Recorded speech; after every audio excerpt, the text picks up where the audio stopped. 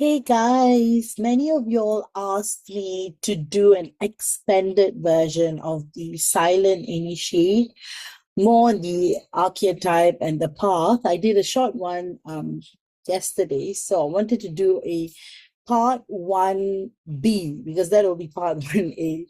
So you guys really wanted me to delve deeper into what this monk, so me being falling under this category, category two, I would be able to share a little bit of my experience here as well. So again, the silent initiate, the inner monk, the monk is not an ordinary divine masculine. He's not, you know, the warrior charging toward love, nor the rebel bursting through karmic fire. He's the monk. He's He's the unseen disciple, the guardian of ancient codes. And though he walks among the world, his soul remains cloaked in a quiet vow. And that's why many of these divine masculines in this category tend to hold off a lot, and that's the reason why they, compared to those in category one, the karmic detourer, they are very inward. The karmic detourer is very outward, and the silent initiate is inward. He walks around the world, his soul remains cloaked in a quiet vow, a promise made to the divine long before this lifetime. So this archetype often holds past life imprints as a temple keeper, priest, scribe, spiritual monk, where love had to be sacrificed for service. So this is the category where you would feel like he is just, you just can't wake him up into romance. And then you would have had past lives where he was the monk and you were the nun, and you were the priestess and he was the priest, and that kind of love was prohibited. So that's why he had to sacrifice love for service. So these imprints run deep. So even in this incarnation, he associates desire with disruption, believing that sacred stillness can only be maintained by being detached. This is the reason why when we appear as the divine feminine, radiant and fully alive, we threaten to awaken the very passion he has worked lifetimes to silence. So he does not fear you. He does not fear, but what he fears is what he becomes around you. This is not because he doesn't feel, he feels too much. And so he shuts down in order to preserve the inner silence that has always been his sanctuary. That's why his core frequency is sacred control through stillness. He's not here to chase, he's here to contain. So when other masculines, the karmic detourer or the other categories may express their awakening through emotional turmoil or karmic confrontation, the silent initiate experiences awakening as a reordering of his internal structure. His growth is not visible on the surface. It is quantum, cellular, aesthetic. His love expands through paradox. He grows closer to you, his divine feminine, by pulling away from you. This paradox is not a game. It is an internal covenant of containment, refinement, and deep energetic calibration. So emotional detachment becomes devotion. So while this category of divine masculines may appear emotionally indifferent, my own experience, very indifferent, it is not due to lack of care. In truth, his emotions are kept behind a sacred seal, locked in an inner sanctum where only the divine may enter. So, to speak his feelings would be to break open something he has spent lifetimes guarding. So, when you appear, his beloved divine feminine, he recognizes you, but he does not rush. He watches, he waits, he prays, even though he might say he's an atheist, quite the contrary. He may even appear cold, cutting, or distant. So this is when you know, suddenly stop messaging you or saying things to cut you off. He might say, I really, really like you. And then he may be like, I'm not interested in you. He may spend a lot of time being with you in silence, like cooking, hanging out with you, spending family time with you, hanging out with your parents, your folks. He will spend a lot of time without thinking. But when his thoughts start sinking in, he goes cold, he goes distant, and then he has to adapt the playboy lifestyle, but he's actually the monk who pretends to be the playboy, so you will cut him off. But in actuality, he doesn't commit to anything or anyone, because behind the scenes, he is in a sacred war with himself. He is totally in his wounded self, in depression, in pain. That's why his silence is his prayer, his retreat is protection of the sacred. His hesitation is his deepest reverence, and why he avoids triggers. So the silent initiate, the monk type, hates confrontations, hates drama. So when we, the still flames, start to be like appearing even in a very subtle way, he gets triggered, like example, you start love bombing him, or you give him a lot of gifts, or you just when he becomes a need or a want, he starts to get triggered. So he tries to avoid these triggers, so he tries to disappear. So the silent initiate is not conflict avoidant due to weakness. He avoids triggers because his soul has no tolerance for distortion. So when the wounded feminine behaves like that, he just can't tolerate that, because he has trained himself to eliminate ego noise. And yet, being the divine feminine, we activate it with a single gaze, and we stir his desire, his rage, his pain, his purpose. We are his undoing and his liberation. He does not run from you. He runs from the version of himself that isn't yet capable of holding your light without collapsing into chaos.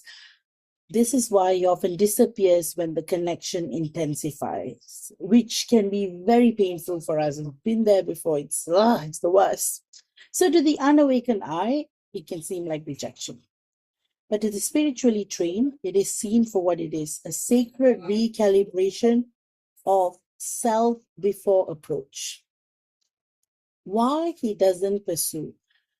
This masculine is often misunderstood by the divine feminine who longs for clarity, movement, or declarations of love. But his part is not expressive, it is sacred. He may observe from a distance. He may test the field silently. He may even appear to ghost you completely, or slow ghosting.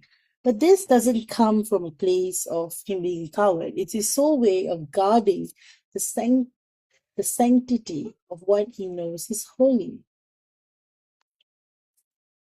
He doesn't pursue because he knows union is not a chase. It is an offering. And until he's certain that he can offer all of himself without distortion, he offers nothing at all. So that's what's really painful, and it can be very nerve-wracking for us divine feminists, because we have no clue. Sometimes we may even feel like, is this even true?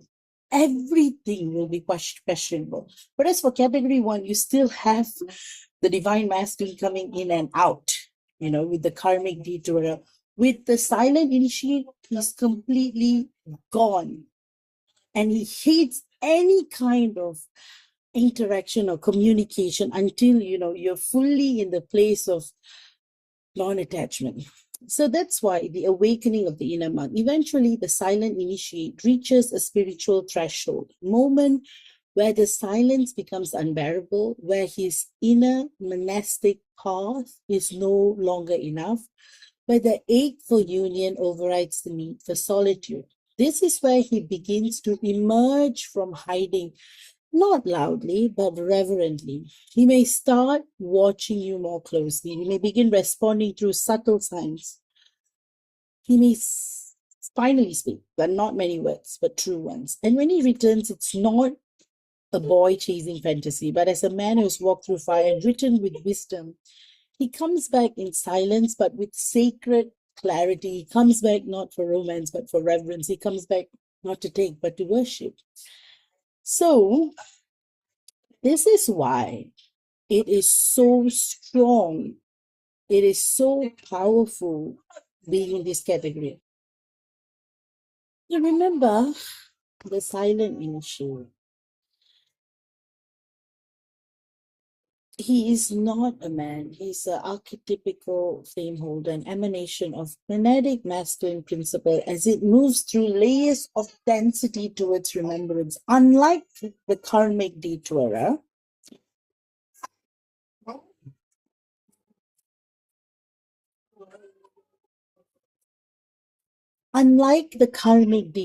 operates through pursuit, conquest, or noise, the silent initiate is governed by a higher impulse, preservation of the sacred. And he is the soul who once abused access to divine power and now in this lifetime returns to a sacred vow. And that's why, the whole thing that he's an atheist, he doesn't believe in God, is because of his own distortion into what he thinks God is.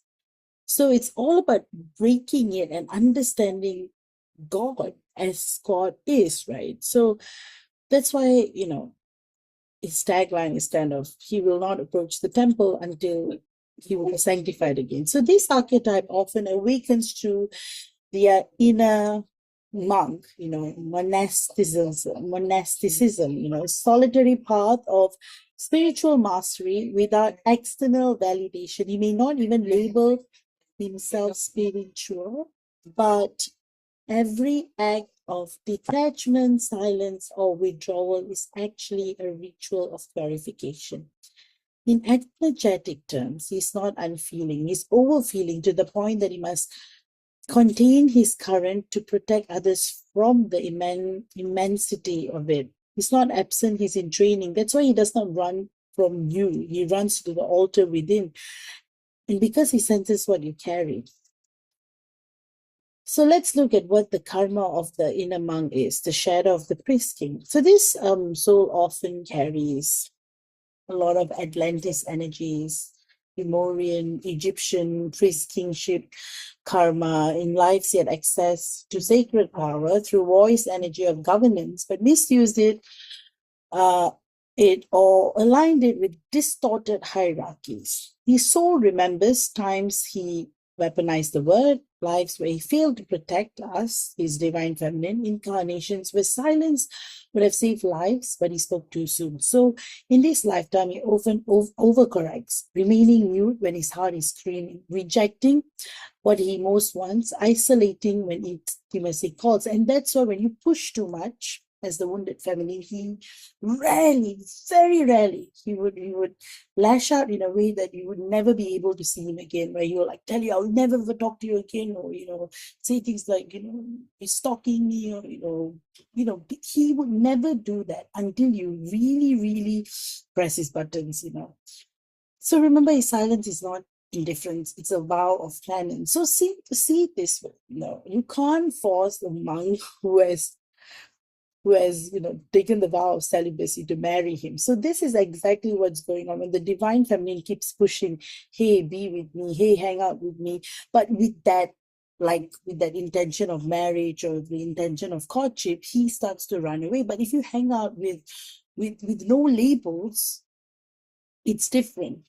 So the etheric blueprint, why he chooses solitude energetically, the silent initiate template is coded with retreat, restraint, and ritualized longing. This shows up as avoidance, a deep draw to mystery schools, especially if he's unconscious. So he may be like, I'm an atheist, but he would have this, he'll be drawn to mystery schools, psychic stuff, all sorts of things.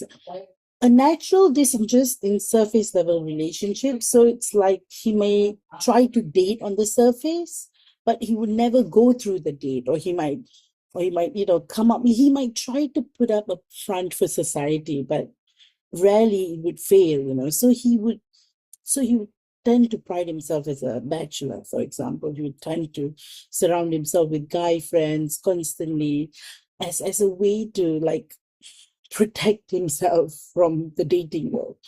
So a tendency to engage with the world through containment rather than charisma.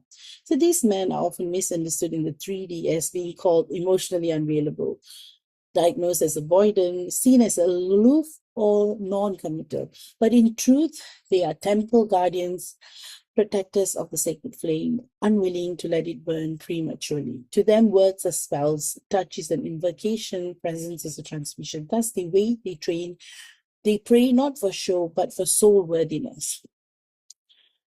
Why is it that the divine feminine awakens a sacred fear? So when we, the still flame, the Aethyr Keeper, appear, we hold the memory in our light and future in our stillness. So he appears not in lust, but in recognition.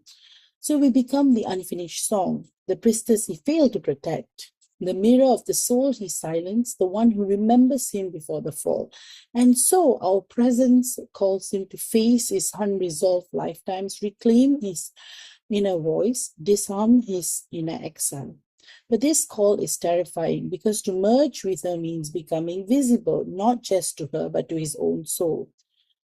Remember, we do not seduce, we summon, and the cost of answering is nothing less than the death of the ego. So how does he love in silence? The silent initiate expresses love in a non-obvious but seismic ways. Energy mirroring. He begins aligning his lifestyle with you without realizing. So, for example, because I studied in Australia and we used a lot of yeah for everything. So back then, my DM started saying that too, because he was hanging out with me a lot and talking to me a lot. So it's like subconsciously he starts to align with how we look at life, we look at things, and this is what really scares him. So he begins aligning his lifestyle with you without realizing it, because our vibration recalibrates his quantum devotion. He kind of like prays for you without speaking. He asks to be made ready, he wants to be made ready. So it's not really prayer in a 3D way, but it's more like the preparation and sacred distance. He withdraws not as rejection, but as soul retreat. So to purge, to strengthen, but astral visitations. So he often connects to the ether first. His soul learns your light body before his body approaches it. So to outsiders, this love may be non-existent. You may be called delusional if you talk about it. But in the ether, it's blazing because he doesn't post about you. He merges with your essence. So let's look at some of the advanced soul behaviors of the silent initiate. He may ghost you after a profound connection because he needs to spiritually recalibrate his field. And this may be it might be a breaking point for you. So often, remember, this is due to the heart recalibration process. He would seek advice from no one because his path is inward guided. So only on the very surface wounded level, he may fall for what his friends might say. But in reality, once he goes more inward, nothing will matter. He would avoid eye contact a lot because too much soul light. So you would see that you will have trouble speaking with you. Because when he looks at your eyes, it's very difficult to do anything else. So because too much soul light, right? So soul moves between you when he looks. Show up at random, not knowing why, only that. So suddenly he might cancel on friends, and he might, hang out, or he might just, be random because his soul pulled him there. Becoming activated by a success, but not with envy, but with reverent terror. So this is a big thing I wanted to touch on. So your success, your earthly success, example, you are on television, or you are popular, or if you are, it might really, it's not because he's jealous, he's very happy for you internally, but it would activate his reverent terror. And he does not run from you because you're too much. He runs because you are his highest truth before he becomes it. So that's why the more he runs, the more you will appear through places or things like that. He runs because you're the highest truth, right? That's why. So let's look at the evolution arc when he returns. So when the silent initiate returns, it's not spontaneous, it's soul-ordained initiation. He will have faced his ancestral guilt, met his own shadow in stillness, mourned the times he betrayed the sacred, chosen his divine path over anything else. And when he returns, his body will be aligned with his soul, his eyes will hold new reverence, his voice will speak in transmission, not defense. And he would still be soft-spoken, but everything about him will have changed because now his silence has become peace, not protection.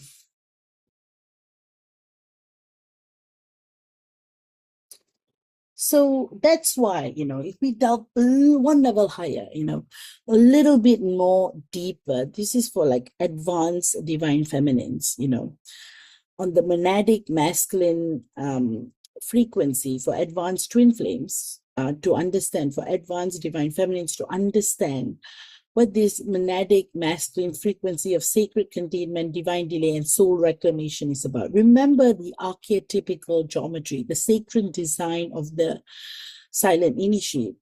He is a soul stream, a geometric pattern of masculine refinement, operating in opposition to distortion, in polarity to noise, and in reverence of the divine feminine as the field of origin. So at the galactic level, we exist as a monadic being of intelligence that once fractured through over-identification with logic, mental dominance, misuse of voice. For example, the period where Atlantis collapsed, karmic lineage of patriarchal wounding, control over reverence. Therefore, his return in this timeline is not to impress, but to recalibrate. And his silence is not emotional absence, it is the energetic equivalent of clearing ancestral distortion before engaging the holy field of she who holds. So he's a time-coded initiator. He will not open until the geometric field between you is clean enough to connect source current without collapse. So, the monadic memory and the fall of the priest king. Every silent initiate carries within his morphogenetic field the shattered blueprint of the fallen king. The high priest who chose order over love, the oracle killer who could not face the truth, the commander who led through distortion of will, the lover who was silenced, the very womb that would birth his ascension. These were not failures, these were crucibles of fragmentation necessary for him to now remember the weight of his word, the mysticism of his stillness, and the consequence of touching the divine feminine uninitiated. He does not withhold to punish, he withholds to protect the codes. Until his field is pure, you will not violate the temple, not yours, not his, and not the one that you're both meant to co-create. So this is not ego delay, this is energetic absolution. So let's look at it from a soul technology, the function of the sacred containment. What appears to be coldness in the silent initiate is actually containment technology designed to stabilize volatile masculine currents, transmute ancestral heat, rage, dominance, lust into inner fire, to regulate Kundalini awakenings that occur upon proximity to Aethyr Keeper. This happens a lot, really. So you must understand, he's not rejecting you, he's regulating the surge of divine remembrance that you activate in him. So your presence collapses the veil between his current incarnation and the infinite lives he lived, not as a man, but as an untempered God. And so he must fast from your presence, burn through his own shadow chakras, relinquish all false masculine expressions, re-enter his polarity to cosmic consciousness rather than reactions. That's why before he can approach your body, he must anchor your code within his body. So this is the initiation of polar harmonics, not relationships. Remember, our radiance is a labyrinth. As the Aethyr Keeper, we are not merely his beloved. We are his final gate. That's why he sees you and remembers his abandonment of the sacred womb, his betrayal, his misuse, his denial, his unworthiness. Therefore, you do not merely arouse his desire, you awaken his terror. Your body carries the sound of his original fall. Your voice holds the mathematics of restoration. Your womb sings the hymns of his unfinished vow. So to love you is to walk into a field that mirrors every place where he still fears himself. So to touch you is to vibrate at the frequency of his own soul's judgment. So this is what happens in the astral. This is his secret approach, and that's what I wanted to go deeper. So before he touches you in the 3D, he initiates contact in the ether, as I said before. Dream visitations, breathing, breath sharing the astral, sexual soul merging in theta states, heart chakra pulsation across timelines. So he tests the fields, he observes your light structure, but he does not approach if your field is reactive, angry, pining, whining, destabilized, not because he does not love you, but because he cannot run to the side of trauma until the gate is clear. So this is not ghosting, this is great protection. When he disappears, it's not avoidance, it's a ritualistic reconfiguration. He's preparing not to possess you, but to worship you. So dimensional alchemy, his purpose is beyond romance. The silent initiate is not here to be your boyfriend. He's here to become the Monadic twin flame conductor of divine frequency through whom new earth energies will stabilize into form. He cannot do this until his ego body is dissolved, his trauma lines are clear, his emotional blueprint is re-encrypted to soul law. His masculinity is no longer performative, but initiatory. He doesn't chase because he has tasted the emptiness of karmic pursuit. He doesn't declare because he's spoken 1,000 false vows in past life. He doesn't arrive early because he's building a temple, not a timeline. But when he does return, he doesn't ask for a relationship. He brings a mission. So that is the reason why, remember that if you are the Aethyr Keeper, you may feel a lot of things. And the biggest thing is truly breaking out of the matrix and figuring things out internally. So that's where the mirroring takes place. So I'll definitely do a part 2 on us. The Aethyr Keeper, the still flame, and what we are made of. So with that, if you want me to expand on this further, I will definitely do that if you guys want. But because, this is a 10-part series, so the next episode would be on the still flame, the Aethyr Keeper. So the keeper of the etheric flame. So we will do a part 2, the still flame, archetype and role, and I will channel into us basically, and I'll share my experiences here.